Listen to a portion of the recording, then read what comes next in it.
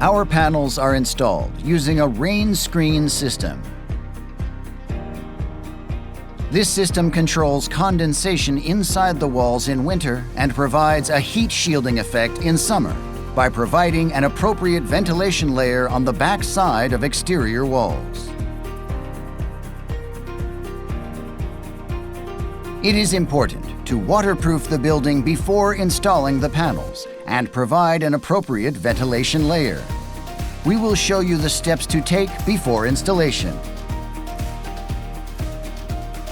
First, we will show you the overall installation process using steel construction as an example. Next, let's get into the details of each process. First, install flashing on the foundation. This allows for smooth ventilation and drainage if rainwater or moisture gets behind the panels,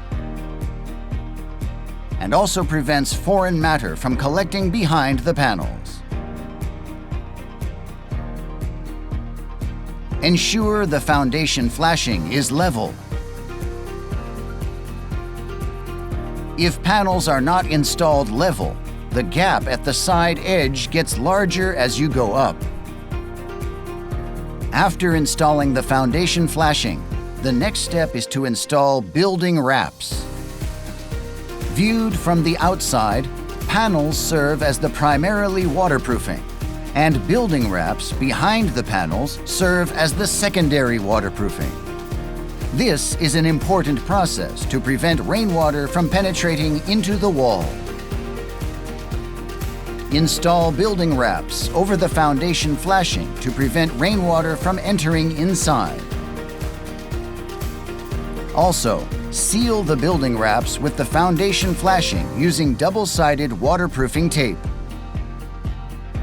Install the building wrap from bottom to top and left to right, with sufficient overlapping as specified and ensuring smooth surfaces.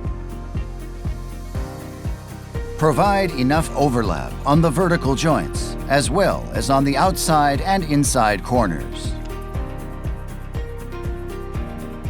If the building wrap is damaged during installation, reinstall it again or repair the damaged area using a small piece of building wrap or single-sided waterproofing tape.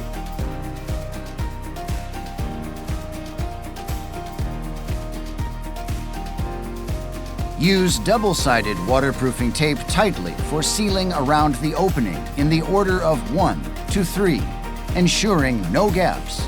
Especially at the top part of the openings, crimp the tape firmly to eliminate any gaps. After installing of the building wraps, next step is installing of the furring strips, with ensuring the levels and flatness for matching to the installation way of the panels. While framing, leave a gap of approximately 30 millimeters in areas where the studs are interrupted, such as around openings, to avoid blocking airflow. Blocking airflow may cause freeze damage or other problems. Additional frames are required at the inside corners for the installation of the panels over the furring strips later on. Do not forget to install additional metal studs and furring strips at inside corners in advance while framing.